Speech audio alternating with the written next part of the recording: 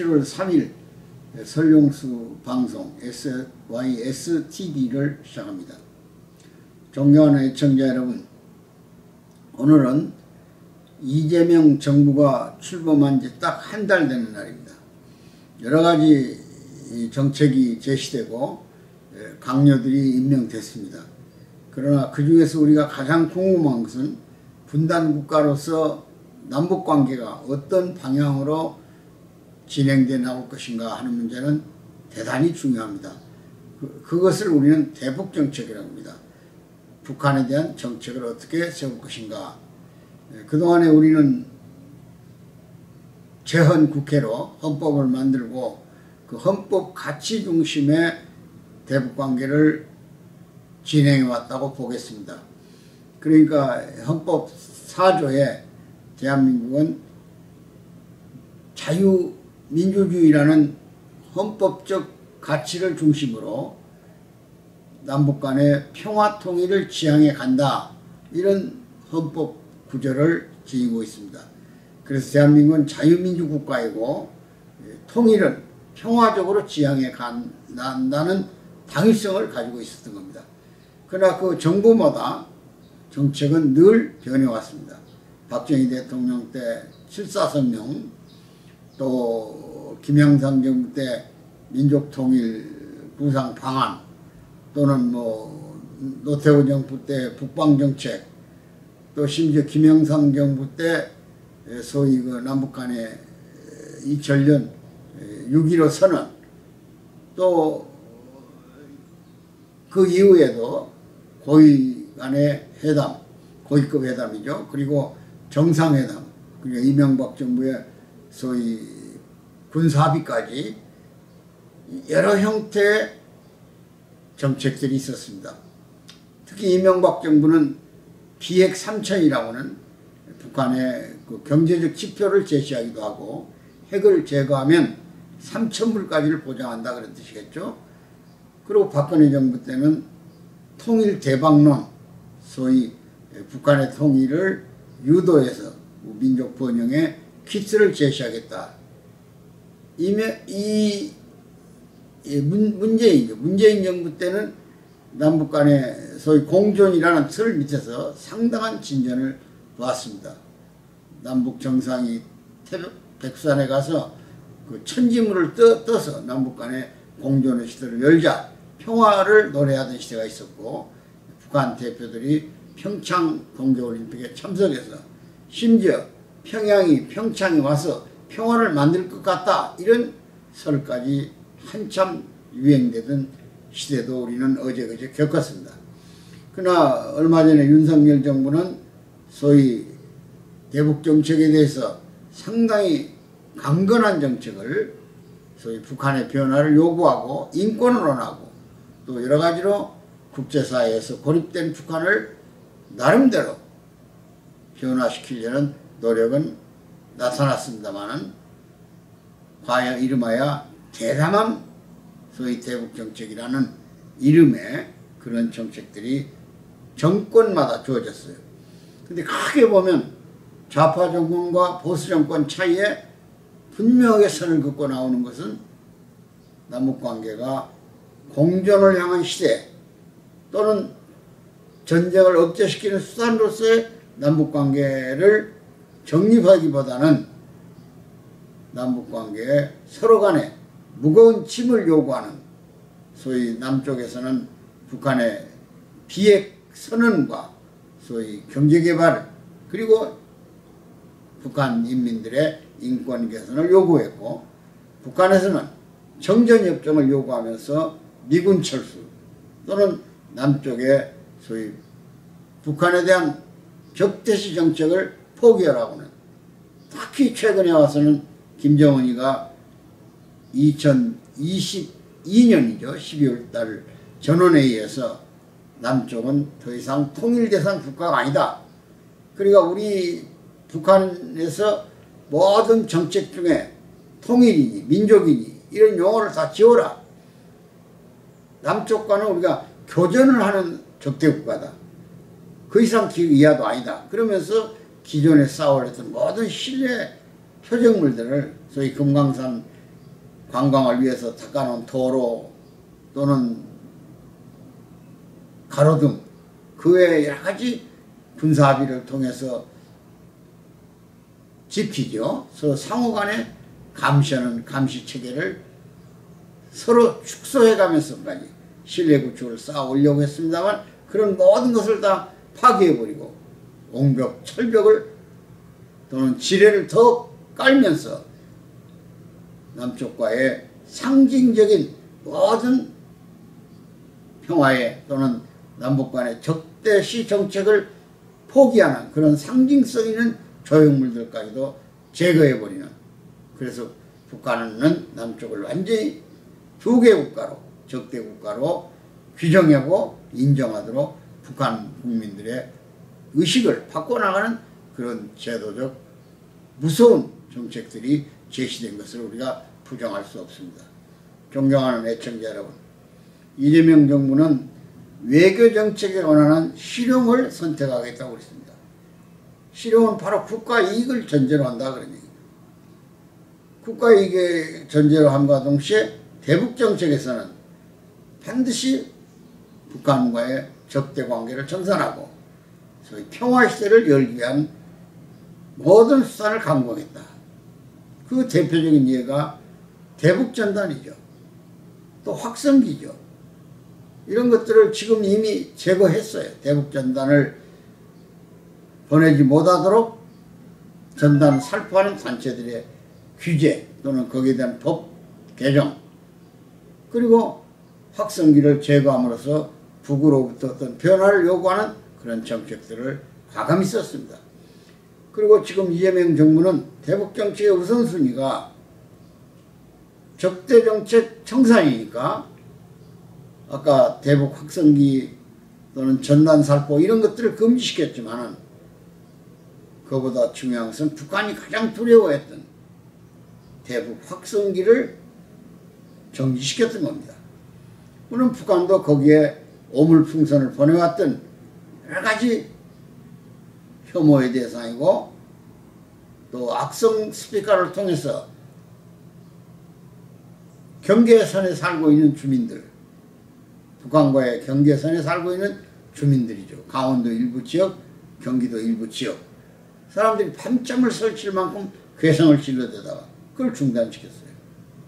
상당히 민족끼리 과연 그 감정을 북돋으면서 그러한 일을 저질러야 되겠느냐. 그건 정말로 심각한 문제 중 하나였던 겁니다. 그런데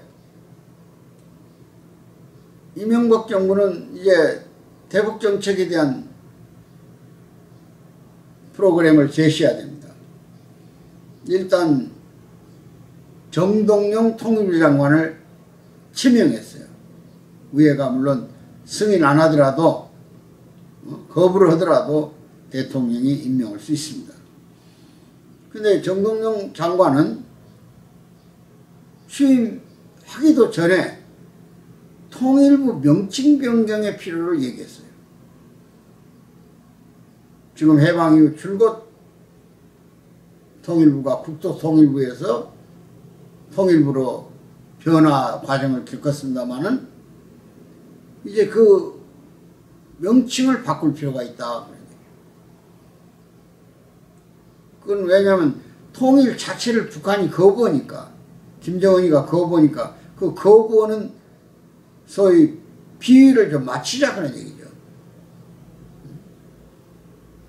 근데 그 말은 엄격히 말하면 보수적 논리로 보면 통일을 하지 말자 그 말 같은 겁니다. 근데 우리 헌법은 분명히 통일을 지향해 가며 그 통일의 방법으로서 제시한 것이 평화통일이에요. 근데 북한은 그동안에 연방제론 또는 민족통일론, 백두에서 한라까지라는 군사적 모험주의적 통일론, 이런 여러 형태의 변형된 전술을 구사해 왔어요. 근데 갑자기 지금 김정은이 MZ세대가 등장하면서 북한이 남쪽을 지향해 가는 의식의 변화를 일궜습니다. 그래서 한 4년 전에는 남조선 언어 배격법, 반동사상 배격법이죠. 남쪽 드라마를 흉내낸다든지 남쪽의 용어를 그대로 따라서 서로 사랑하는 사람들끼리 오빠, 자기 이런 표현들을 제거해버려요. 그런 용어를 쓴 사람을 처형하라고 하는 얘기예요. 남쪽 드라마를 이불 속에 둘러쓰고 보면 15년 형을 언도받아야 되고 그걸 복사해서 남에게 판매하거나 전달했던 소위 매개 역할을 한 사람들은 공개 처형을 시키는 이런 엄한 참으로 있을 수 없는 비도덕적 행위를 공개적으로 선언했습니다. 그리고 김정은이 이제 남쪽은 통일대상도 아니고 우리 형제국가도 아니다. 적대국가다. 이렇게 규정을 해버렸어요. 그러니까 이 과거의 문재인 정부보다 이재명 정부는 유엔은 정책을 쓰고 싶어도 북쪽이 받아들일 것인가 하는 문제가 상당히 심각해진 겁니다. 존경하는 애국 시민 여러분, 그리고 애청자 여러분, 저희들은 몇 가지 점에서 이재명 정부에게 건의합니다. 어떤 대북 정책도 헌법 가치를 훼손해서는 안 된다는 겁니다. 평화 통일을 지향합니다. 통일부 명칭을 평화 통일부 그건 좋습니다. 그러나 명칭을 다른 것으로 바꿔서 통일 의지를 양화시켜서는 안 됩니다. 특히 세계가 점차 자국 이익을 추구해가면서 공급망 전쟁이 일어나는 상태에 와 있는데 광물 자원이 부족한 우리로서는 남북관계를 열어서 젊은이들에게 민족의 미래를 열어줘야 돼. 그래서 번영의 시대를 열어가는데 가장 중요한 수출 주도형 국가로서 자원을 확보할 수 있는 길을 열어야 되고 또 육로로 통로를 열어야 유럽으로 가는 길, 동남아로 가는 길을 찾아서 우리 무역이 배를 가지고 항공기를 통해서 하는 것보다 훨씬 가까워지는 자원의 원활한 확보가 이루어지고 교류가 이루어진다 그런 얘기입니다. 그래서 절대로 헌법적 가치를 무시하는 대북관계는 안 된다. 그 다음에 북한을 사회주의 국가로만 인정을 해서 안 됩니다. 북한은 변형된 사회주의 국가입니다. 여러분 잘 알지만 사회주의를 지금 지향하고 있는 중국이나 러시아나 또는 베트남이나 라오스나 이런 나라들이 많이 있어요. 지금 큐바나. 그러나 그런 나라들은 사회주의적 정체성을 유지하고 있지만은 자본주의적 실리를 추구하는 시장경제적 사회주의를 지향하는 겁니다. 그걸 우리는 중국식 사회주의라고 그래요. 시장은 자본주의 시장이고 정치체제는 사회주의 체제를 유지한다. 근데 북한은 그것도 아니에요. 완전히 세습체제예요. 그리고 일반적 사회주의 정치체제의 한계를 벗어났어요. 그래서 저는 늘 북한을 부를 때 봉건 왕조 병영국가라고 부릅니다. 정치체제는 왕조국가고 경제체제는 자본주의 시장경제. 북한도 이미 장마당이 거의 북한 경제 80%를 지배했지 않았습니까? 그래서 심지어 장마당이 노동당보다 위에 있다 이런 말까지 쓰고 있잖아요. 이미 시장에서 이윤이 어디서 나온다는 걸 다 알게 됐어요. 그걸로 먹고 살아요. 국가 배급 체계가 있으나 마나요. 환자가 병원에 가도 주사부터 약 말할 것도 전부 다 시장에 사다가 바쳐야만 보건소에서 치료해 주는 거예요. 의사들하고. 이런 점에서 철저히 변형된 사회주의 체제라는 걸 인식하고 대북관계를 정립해야 된다 그런 얘기입니다. 세 번째가 군사합의 문제입니다. 군사합의를 복원하겠다고 그러는데 지금 군사합의에서 가장 맹점은 38선 DMZ 그러니까 휴전선이죠. 그 DMZ 인근에 우리 정찰기가 뜰 수가 없어요. 그러니까 북한 정보를 얻어내기가 어렵다고 말이에요. DMZ 부근에. 북한은 지금 우리를 기습하는 공격형 전투세대를 가지고 있습니다. 그 전면에 있는 것이 장사포, 방사포예요. 300km까지 가요. 근데 만약 이 정보를 획득하지 못하면 오판할 수도 있고 또 그들의 사전 공격을 차단하기가 어려워요. 다케 핵을 최종 수단으로 가지고 있는 집단이기 때문에. 이란하고는 전혀 다른, 이란은 농축을 미국이 파괴했다고 하지만 우라늄 농축을, 북한은 이미 50기에서 90개 가까운 핵탄두를 가지고 있어요. 그 탄두가 발사되는 그 지점은 완전히 초토화되고 다시는 회복이 불가능한 핵 정말 살인의 현장으로 바뀌어버리는 거예요. 다시 우리 민족이 생존하기 어려울 만큼 위험한 생태계 파괴가 와버리는 거예요. 이것을 그들은 무자비하게 사용할 가능성이 있는 소위 김정은의 퍼스널리티 정체가 위험하다 그런 얘기입니다. 그러니까 그 점도 강구를 해야 된다는 겁니다.